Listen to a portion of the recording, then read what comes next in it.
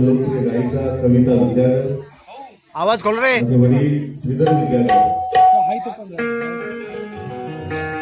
यांच्याही चरणी नमस्कार करतो. तसेच आदरणीय माझे मार्गदर्शक, महाराष्ट्राची लोकप्रिय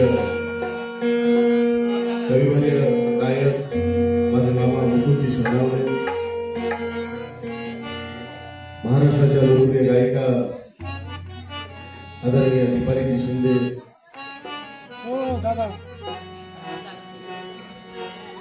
बाळासाहेब जाधव, महाराष्ट्राचे लोकप्रिय गायक बाळासाहेब जाधव साहेब, महाराष्ट्राच्या लोकप्रिय गायिका रेश्माजी सोनावणे, बरेच नामवंत गायक आज या ठिकाणी उपस्थित आहेत. मी प्रथमतः ज्या क्षेत्रात काम करतो त्या माझ्या वकिलीच्या माध्यमातून आणि माझ्या बार असोसिएशनच्या माध्यमातून मी महाराष्ट्राचे लोकप्रिय बँजो वादक अशोकदादा गायकवाड यांना आदराची आदरांजली आणि श्रद्धेची श्रद्धांजली वाहतो. खरं तर आई बरोबर अशोक गायकवाड यांनी जवळजवळ 12 ते 13 वर्ष बँजोची साथ केली. मी लहान होतो त्यावेळेस त्यांचा बँजो म्हणजे कसा वाजायचा, कशा पद्धतीने ते वाजवायची ती एक वेगळीच ढब त्यांची होती. 27 डिसेंबरला व्हॉट्सअपवरती मेसेज आला, हृदयाच्या विकाराने त्यांचं निधन झालं. मनाला चटका लावणारी, मनाला दुःख देणारी ही गोष्ट होती. कारण आम्ही ज्या वेळेस कार्यक्रमाला जायचो, अशोकदादा हे असे कलावंत होते की म्हणजे म्हणतात ना की वेळेप्रसंगी बघून बँजो वाजवायची पद्धत त्यांची असायची. आगरी लोकांचा जर कार्यक्रम असेल तर नगमा कधी वाजवत नसायची, डायरेक्ट होळी गीताला सुरुवात करायची. एक वेगळी पद्धत होती त्यांची. अतिशय सुंदर असं हे व्यक्तिमत्व फुलेशाह आंबेडकर चळवळीतलं, फुलेशाह आंबेडकर चळवळीला गतिमान करणारे, कलाकारांना साथ देणारे प्रतापसिंग गोगळे दादांबरोबर अनेक वर्ष त्यांनी बँजो वाजवला, अनेक वर्ष त्यांनी साथ दिली आणि कला काय असते ही फार त्यांना चांगली जाणीव होती. आपली नोकरी सांभाळून कला सांभाळणं आणि कलेला पुढे नेणं खरं तर त्यांनी फार चांगल्या पद्धतीने जमलं. परंतु भगवान बुद्धांचा धर्म सांगतो, अथा इमाय पटिपतिया जाती जरा मरण वा परिमुच सांग. म्हणजे पृथ्वी तलावर जन्मास आलेल्या प्रत्येक मानवास मृत्यू हा अटळ आहे. या मृत्यूपासून कोणी वाचणार नाही, प्रत्येकाला जायचं आहे. म्हणून आपण जीवन जगत असताना कशा पद्धतीने जगलं पाहिजे आणि कशा पद्धतीने राहिलं पाहिजे हे अत्यंत महत्वाचं आहे. आणि म्हणून त्यांच्या जीवनावरचं एक गीत खरं तर आज त्यांचे चिरंजीव यांनी फोन केला आणि सांगितलं, दादा या आज पूर्ण दिवस सेशन बोललो होतो आणि डायरेक्ट तिथूनच इकडे आलो अटल सेतू मार्गे. तर जे गीत आहे आपल्यासोबत ते गीत या ठिकाणी सादर करतो.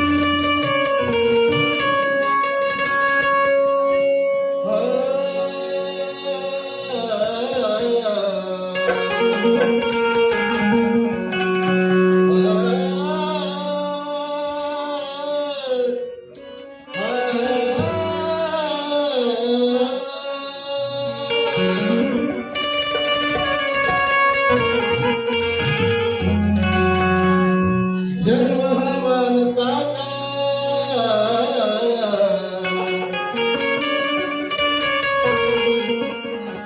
जन्म हा माणसाचा जरी कीर्तिमान आहे मृत्यूचा फास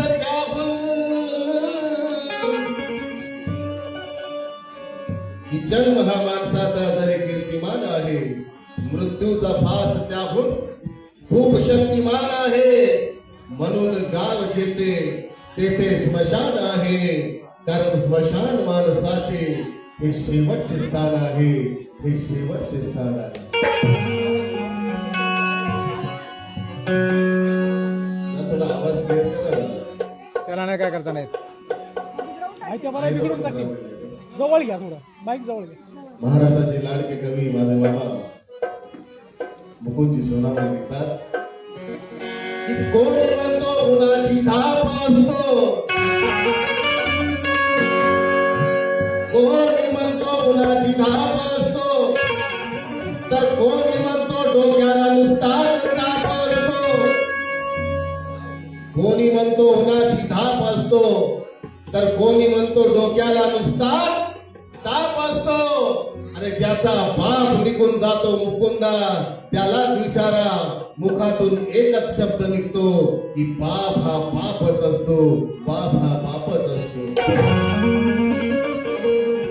कारण चालताना ज्यावेळेस आपण चालतो आणि पायाला ज्यावेळेस ठेच लागते ना तर पहिला शब्द काय निघतो आई म्हणजे छोट्या दुःखाला आई आणि ज्या वेळेस एखादी रेल्वे किंवा एखादी मोठी गाडी जेव्हा आपल्या समोर येते त्यावेळेस मुखातून शब्द येतो बाप रे म्हणजे बाप हा मोठ्या संकटामध्ये नक्कीच आठवत असतो या ठिकाणी जे माझे बांधव आहेत त्या बांधवांना एकच सांगेल की आपण मध्ये सोशल मीडियाच्या माध्यमातून एक फोटो आपल्या समोर यायचा की एक आई आपल्या मुलाला कडेवरती घेते आणि एक मुलगा एक वडील आपल्या मुलाला खांद्यावरती घेतो या पाठीमागचं कारण काय आहे कारण आई मुलाला कडेवर घेते याचं कारण हे आहे की मी जे बघते ते माझ्या मुलाने बघावं परंतु बाप बघतो मी जे बघू शकलो नाही ते माझ्या मुलानं बघितलं पाहिजे म्हणून तो मुलगा तो बाप आपल्या मुलाला खांद्यावरती घेतो हे आई वडिलांचे विचार म्हणून या गायकवाड परिवारातून आज हा वटवृक्ष निघून गेलेला आहे म्हणून अशोक दादा हो अशोक दादा गुणी गुणवंत अशोक दादा हो गुणी गुणवंत चळवळीत झिजला कलावंत भीम चळवळीत झिजला कलावंत भीम चळवळीत झिजला कलावंत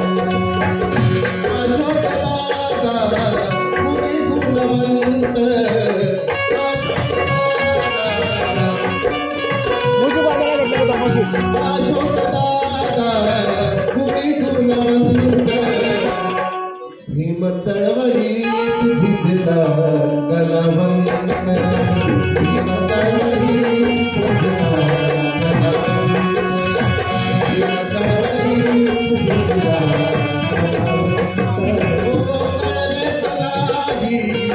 कळले कलाही कसा झाला अंत कळले कलाही कसा झाला अंत हो कळलेच नाही कसा झाला अंत.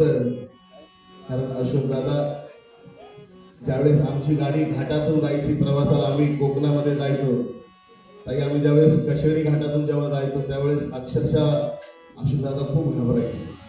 घाटाची खूप भीती वाटायची त्यांना खूप भीती होती त्यांना. परंतु आज अहो कळलेच नाही कळलेच नाही कसा झाला अंत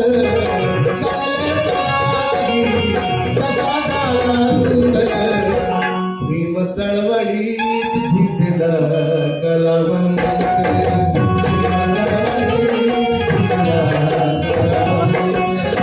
भीम चळवळीत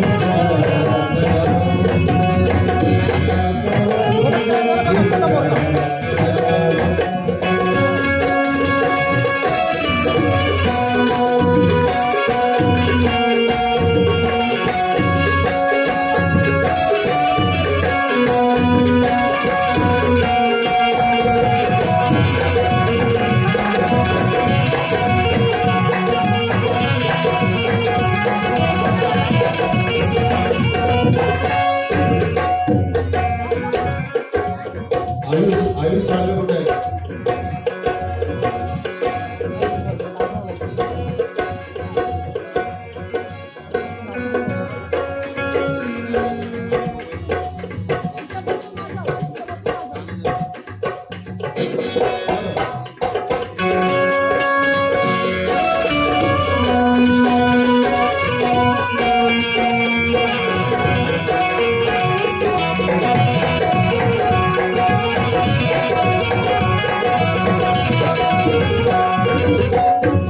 डबलेला होता काळ डबलेला होता काळ कुठली जीवनाची नाळ डबलेला होता काळ कुठली जीवनाची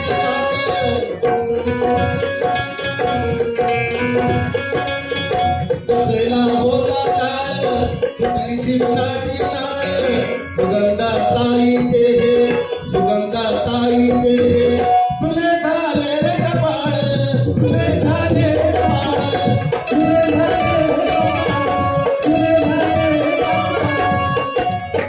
डबलेला होता काळ कुठली जीवनाची नाळ डबलेला होता काळ कुठली जीवनाची नाळ सुगंधा ताईचे सुगंधा ताईचे सुले झाले कपाळ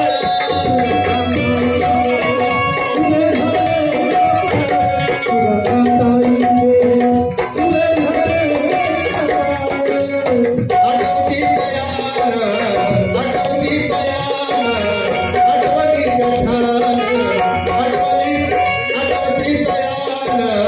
आठवती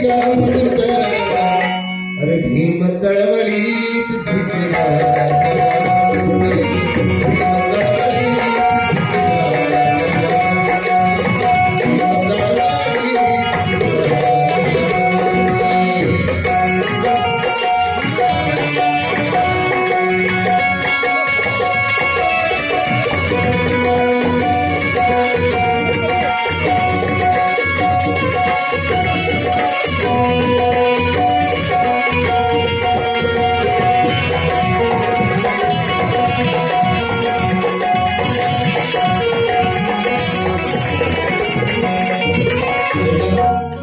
चैन वाला कलेची होती तार कलावंत भरहार कलेची होती तार कलावंत भरहार थोर मोठ्यात त्याला थोर मोठ्यात त्याला होता होता सन्मान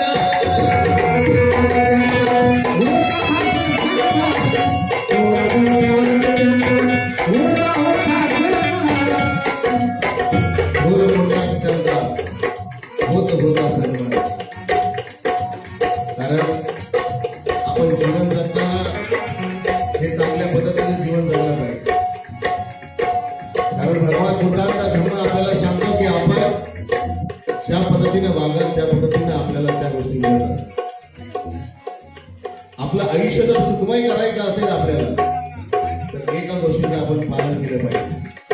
आणि भगवान बुद्ध सांगतात त्यांच्या गाथेमध्ये, माता पितू उपट्टान पुत्रदारस संग हो अनाकुलाची कमंता येतं मंगल उत्तम. आपलं मंगल उत्तम जर कशात असेल तर आपण आपल्या आई वडिलांची सेवा केली पाहिजे. आपल्या आई वडिलांना आपण जपलं पाहिजे. कारण आई वडील जिवंत आहेत तोपर्यंत आपण आपल्या आई वडिलांना बघा. माझ्या बांधवांना विनंती आहे, कारण मध्ये माझ्याकडे एक केस होती साताऱ्याची. त्या साताऱ्याच्या त्या केसमध्ये प्रकरण असं होतं की 2 मुलं असतात आणि त्यातला लहान मुलगा हा पिटिशन दाखल करतो साताऱ्याच्या कोर्टामध्ये की मला माझ्या आई वडिलांचा सांभाळ करायचा आहे आणि माझा मोठा भाऊ मला हा सांभाळ करू देत नाही. त्यासाठी त्यांनी पिटिशन दाखल केले. मला पाहिजे, माझा मोठा भाऊ माझ्या आई आता पाहिजे. वडिलांची चांगली सेवा करतो, आता इथून पुढची सेवा करण्यासाठी मला संधी देण्यात यावी असं त्यांनी केस दाखल केली होती. न्यायाधीश देखील चक्रावले होते की ही काय प्रकरण आहे, ही काय केस आहे.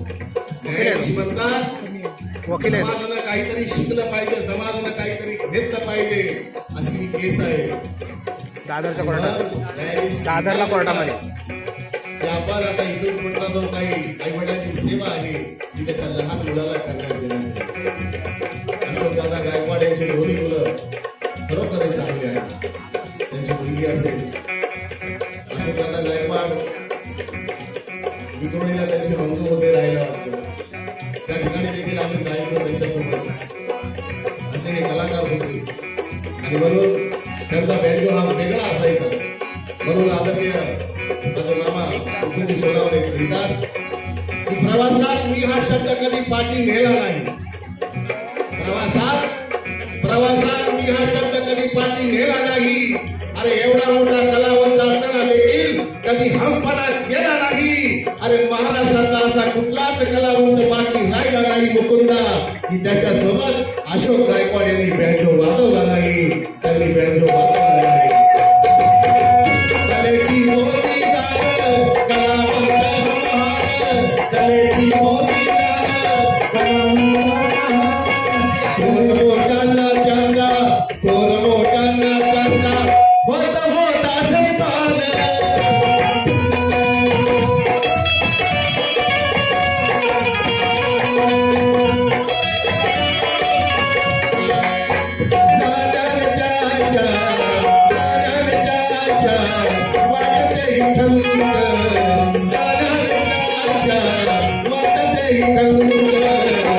अरे भीम चळवळीत झिजला कलावंत, भीम चळवळीत झिजला कलावंत,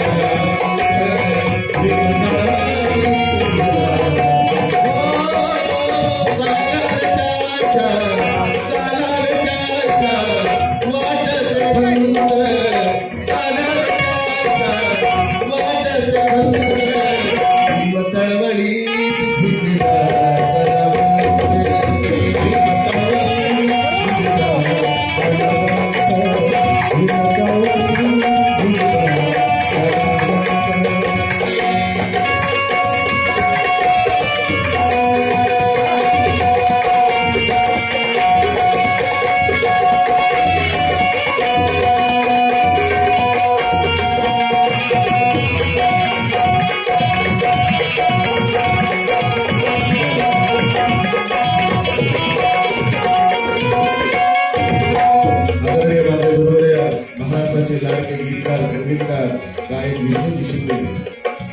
यांनी या गीताच्या माध्यमातून अशोकदादा गायकवाड यांना श्रद्धांजली वाहिली आहे.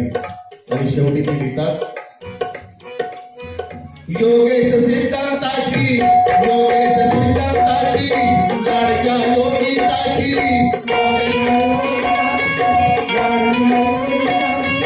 योगेश सिद्धांताची लाडक्या योगिताची, विष्णू बघ सुंदरी साथ, विष्णू बघ सुंदरी साथ लेकराची पिताची.